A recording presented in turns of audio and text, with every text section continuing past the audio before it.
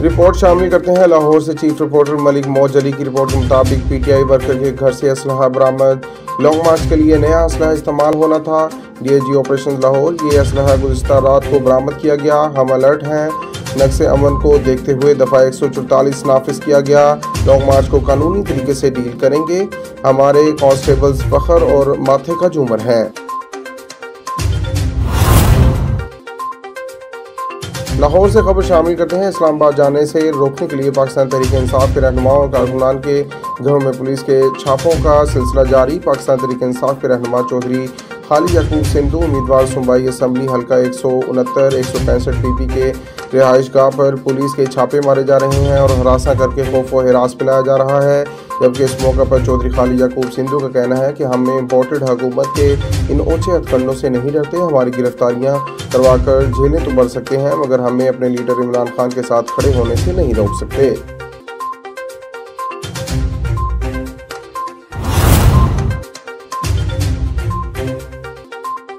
खबर शामिल करते हैं साहिवाल से। हमारे bureau chief Sahiwal doctor Mateen Ahmad Samdani की रिपोर्ट के मुताबिक सिविल जज साहिवाल सैफुल्ला के हुक्म को हवा में उड़ा दिया गया। जज सैफुल्ला की तलबी पर शाहिद अजीज और मैनेजर मिजान बैंक लाहौर कोड 10,300 और Ali Ahmad car city showroom मोकाड़ा अदालत हाजिर ना हुए, जो कि 24/5 को थी, जिस पर सिविल जज साहिवाल सैफुल्ला बरहम दोबारा तलबी के लिए 11/7 को नोटिस भेजने का हुक्म। सिविल जज साहिवाल की गाड़ी पर स्टे देने के बावजूद रिकवरी ऑफिसर लाहौर मिजान बैंक बिलाल ने कॉल पर कहा कि हम किसी सिविल जज के स्टे को नहीं मानते, हमारा अपना निज़ाम है, और गाड़ी छीनने की धमकी दी।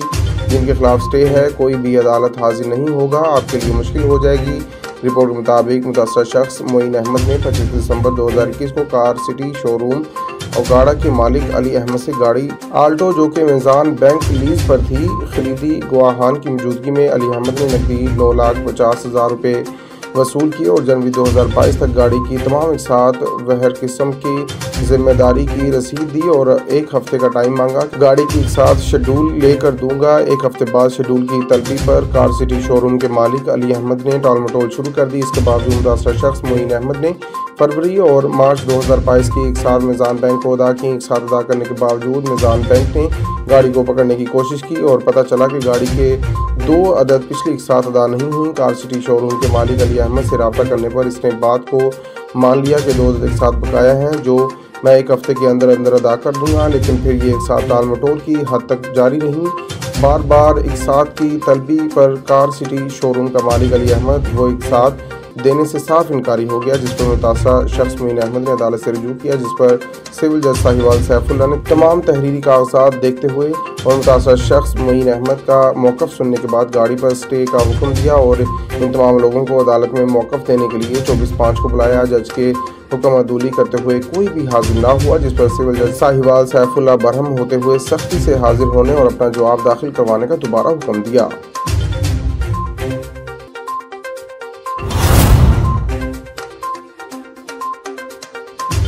हरनाई सैकड़ों अफराद ने मुख्तलिफ सियासी जमातों से मुस्ताफ़ी होकर BAP में शमूलियत का ऐलान कर दिया।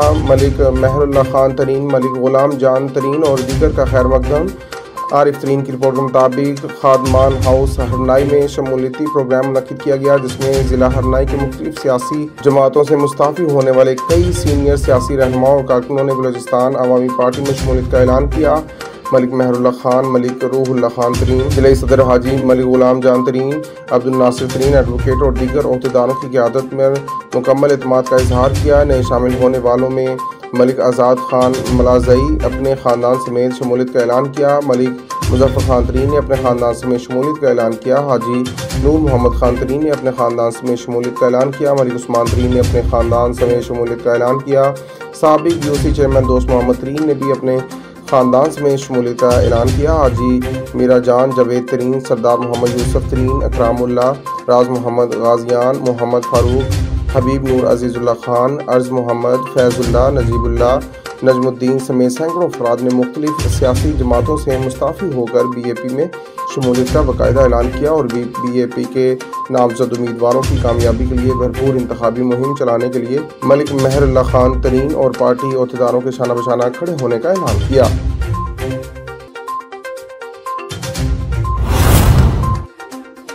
इस्माइल खान से असद अब्बास की रिपोर्ट के मुताबिक आज़ादी मार्च साबिक वफाकी वज़ीर अली अमीन गंडापुर के काफिले पर ईसा खेल इंटरचेंज के करीब पंजाब पुलिस की शेलिंग करने की इतलात। रोड बंद कर दिए गए। काफिले ने रोड खुलवा कर अपनी मंजिल की तरफ रवा दवा हो गए।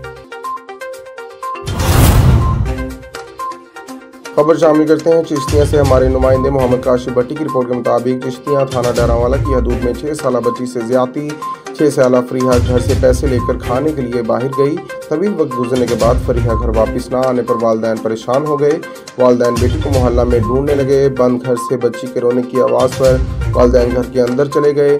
बच्ची की आंखों पर पट्टी बांधकर बरहना हालत में बड़ी तलाश कर लिया। घर में मौजूद अफराद मौका से फरार हो गए। इलाका मकीन ने मुतल्लिका थाना में कॉल कर दी। पुलिस ने मौका पर पहुंचकर बच्ची को अस्पताल मुंतकिल कर दिया। डरावाला ने कार्रवाई करते हुए फैजान को गिरफ्तार करके अपनी कार्रवाई शुरू कर दी।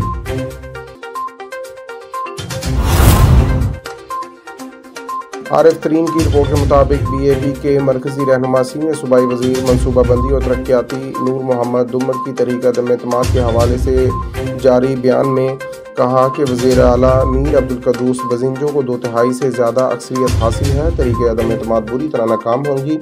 नूर मोहम्मद उमर तमाम इत्तेहादी वज़ीर आला मीर अब्दुल कद्दूस बजिंजो के साथ मुनहरिफ अरकान तहरीक अदम एतमाद से नाकामी के साथ अपनी सीटों से हाथ भी धो बैठेंगे। आइन के आर्टिकल 63A और सुप्रीम कोर्ट के फैसले की रूह से मुनहरिफ अरकान की सीट हो जाएंगे। अरकान वज़ीर आला के खिलाफ तहरीक अदम एतमाद पर दस्तखत के बाद पार्लिमानी लीडर की जानिब से शोकॉज नोटिस किए गए हैं। पार्लिमानी लीडर के नोटिस के बावजूद मुनहरिफ अरकान अगर बाज ना आए तो सुप्रीम कोर्ट इन्हें नाअहल कर देगी।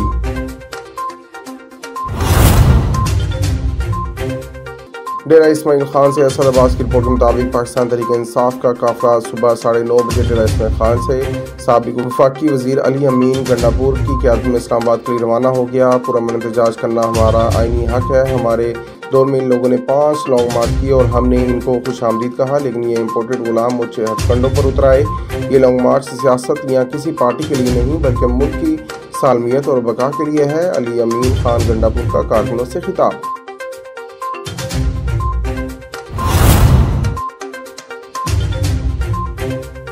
दक्की से मोहम्मद अली ज़ुल्फ़ून की रिपोर्ट के मुताबिक Duki live stock and dairy development के चंद असामियों पर इंटरव्यू मुकम्मल। 3000 से ज़ायद उम्मीदवारों ने इंटरव्यू दिया। तैनातियाँ मेरिट पर होंगी। सियासी मुदाखलत और तैनातियाँ बर्दाश्त नहीं की जाएंगी। किसी उम्मीदवार की हक तलफी नहीं होगी। सिफारिश कल्चर को सब ने मिलकर ख़त्म करना होगा। Director general doctor Ghulam Rasool ताज। तफसीलात के मुताबिक महकमा live stock and dairy development district Duki के लिए अटेंडेंट, चौकीदार, हार्डमैन, बहिश्ती, नाइब कासिब, साइंस, बेलदार, ड्राइवर और दीगर खाली असामियों पर director general live stock and dairy development doctor Ghulam Rasool Taj के ज़ेर निगरानी deputy director doctor Naseebullah Zarkoon और दीगर पर मुश्तमिल ने इंटरव्यू मुकम्मल कर लिए, जिस पर 3000 से ज़ायद उम्मीदवारों ने इंटरव्यू दिया और मुसलसल 3 रोज़ इंटरव्यू का सिलसिला जारी रहा। इस मौका पर DG गुलाम रसूल ताज ने कहा कि तैनातियाँ मेरिट पर होंगी। इंटरव्यू में मुकम्मल तौर पर मेरिट का ख्याल रखा गया। किसी उम्मीदवार से जुल्म, ज़्यादती और हक तलफी नहीं होगी। उन्होंने कहा कि सियासी बुनियादों, सिफारिश कल्चर और अकरबा बरवरी जरिए तैनातियों किसी सूरत कबूल नहीं करेंगे। उन्होंने कहा कि करप्शन हमारे मुआशरे के लिए सबसे बड़ा नसूर है, जिससे मेहनती काबिल लोगों के हकूक़ पर डाका डलने का जरिया है। हम सब ने मिलकर करप्शन का खात्मा करना होगा और तमाम सरकारी महकमों में मेरिट निज़ाम को मजबूत और सियासी मुदाखलत को बंद करना होगा।